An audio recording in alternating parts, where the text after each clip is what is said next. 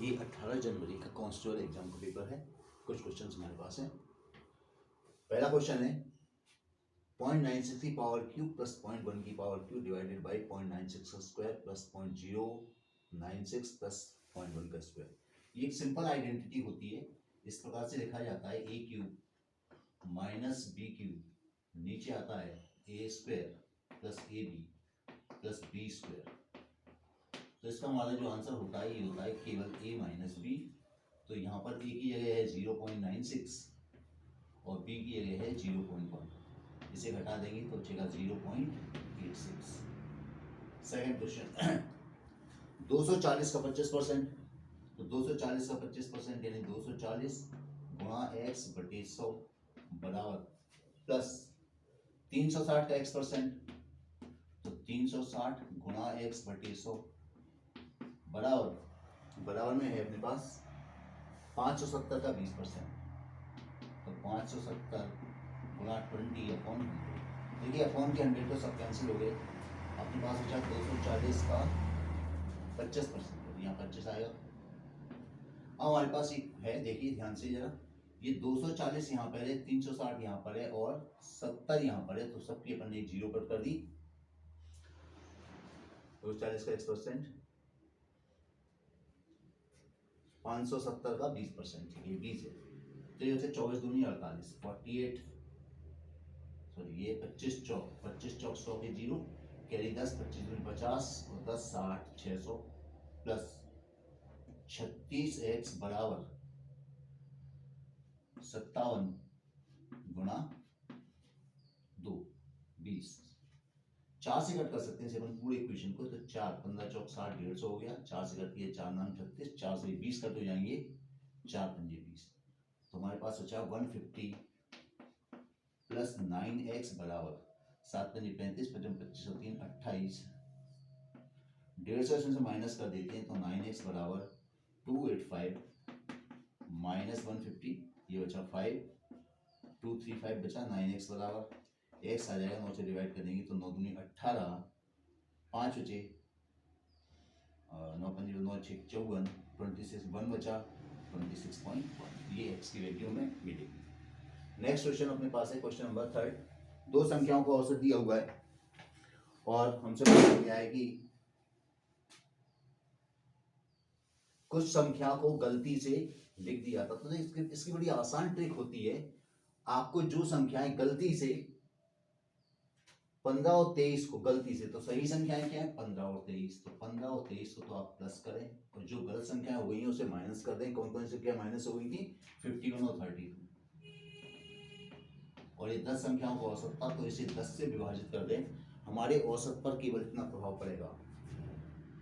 Third question है ये। तो ये अपने पास हो गया 8 और 3 38 माइनस 3 और ये बचा 8 अपॉन 10 घटाया तो 8 5 13 4 48 डिवाइडेड बाई 10 4.5। ये 4.5 प्लस का आ रहा है, यानी हमारा जो सही औसत होगा इस सही औसत में 4.5 का वृद्धि हो जाएगी। तो जो पुराना औसत हमको दिया था 10 संख्याओं का औसत 30 था, तो 30 में आप 4.5 को प्लस करेंगे, आंसर आएगा 34.5। फोर्थ क्वेश्चन, किसी व्यक्ति की मजदूरी पहले 20% का बढ़ा दी, उसके बाद फिर 10% कम कर दी। तो ये सारे क्वेश्चन आप इस फॉर्मूले से निकालें, d1 plus d2 plus d1 गुणा d2 बटे 100। जो बढ़ रहा है उसे प्लस में रखें, जो घट रहा है उसे माइनस में रखें। तो जाएगा 20 इंटू 10 अपॉन 100। दोनों बिंदु ये कैंसिल हो गई, ये बची 10 प्लस 2 12%। तो कुल 12% की वृद्धि होगी। अगर ये निगेटिव आता तो हमारी उसकी सैलरी कम हो जाती। यहाँ पॉजिटिव आंसर है तो इसमें 12% की वृद्धि हो जाएगी। पांचवा क्वेश्चन, ए बी तथा सी किसी काम को इतने दिन में करते हैं। पांचवा समय, जो समय दे रखा है इनको काम करने का वो दे रखा है अपने पास कि 20 25 और 30, 20 25 और 30 दिन। जो मजदूरी का अनुपात है इनका व्युत्क्रमानुपाती होता है 1/20 अनुपात 1/25 अनुपात 1/30।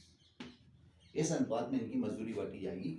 यहां पर इनको हटा लेते हैं तो इसका एलसीएम कितना है 25 150 आ जाएगा इसका एलसीएम, 150 300 आ जाएगा। प्रत्येक संख्या को 300 से गुणा करें तो 300/20, 300/25 और 300/30, तो ये हमारे पास आ गया 15 अनुपात 15 एकम 15, 5 × 15 दूनी 30 अनुपात ये 30 आ गया। 5 से और 3 से और काटते हैं, 3 × 5 = 15, 3 × 4 = 12, 3 × 9 = 30। इस अनुपात में इनकी मजदूरी बांटी जाएगी। तो हमको सी का शेयर पूछा था, सी का हिस्सा होगा 10 अपॉन नीचे सबका टोटल 19 गुणा कुल मजदूरी कितनी थी अपने पास, कुल मजदूरी थी 3700, तो 3700 रुपये, ये मेरे ख्याल से 3800 होगी, 3800,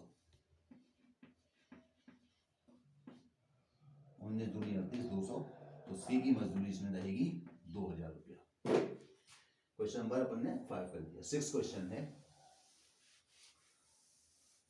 यदि x + 1/x = 3, इसकी एक सिंपल आइडेंटिटी है, कभी प्लस को माइनस में या माइनस को प्लस में कन्वर्ट करवा दिया जाए तो आप ये आइडेंटिटी निकाल लिख लें, x - 1/x का होल स्क्वायर होता है x + 1/x का होल स्क्वायर -4। तो यहाँ पर x + 1/x अपने पास है 3, तो 3 का स्क्वायर -4 मतलब 9 - 4 5। ये वैल्यू तो x - 1/x के होल स्क्वायर की है, तो x - 1/x होगा √5। 7 क्वेश्चन, 14 सेंटीमीटर व्यास वाली, देखिए व्यास 14 सेंटीमीटर है तो त्रिज्या हो जाएगी 7 सेंटीमीटर। इसके अपने को पता पूछा था वक्र पर वॉल्यूम तथा कर्व सरफेस का रेशियो, तो इसका वॉल्यूम होता है 4/3 πr3, गोले का वॉल्यूम होता है, और इसका वक्रस होता है 4πr²। तो 4 पाई से पाई कट, 4 से 4 कट, अपने पास बचा 1/3 r। r की वैल्यू रखें, r 7 है, तो आंसर आएगा 7/3। 8वां क्वेश्चन, जब कोई ट्रेन किसी व्यक्ति को पार करती है तब तो कोई बात नहीं, लेकिन यदि वो किसी ब्रिज को या प्लेटफॉर्म को पार करती है तो आप दोनों की लंबाई जोड़ दें, तो कुल लंबाई जो इसे पार करनी है या दूरी जो पार करनी है वो है हुई 175 + 135, दोनों को ऐड किया, 5 5 10 की 0 के 10 1 310, तो 310 मीटर लंबी ट्रेन है, इसे कितने समय पार करती है, समय दिया हुआ अपने को 12 सेकंड में पार कर जाती है। तो इसका चाल आ जाएगी, चाल बराबर दूरी बटे समय, दूरी है 310 और ये है 12, 2 से काट दिया, 2 एकम 2, 2 पंजे 10, 2 पंजे 10, 155/6, 6 से डिवाइड करेंगे तो 6 दूनी, अच्छा ये तो आ गई, लेकिन अपने से पूछी गई थी कि इसको किलोमीटर प्रति घंटे में निकालें, तो इसको 18/5 से गुणा कर दें, 6 × 18, 5 से किया, 5 × 15, 5 एकम 5, 93 किलोमीटर प्रति घंटे की चाल हमारे पास रहेगी। तो ये हमने 18 जनवरी का पेपर किया। नेक्स्ट वीडियो में फिर बात करते हैं। Thank you.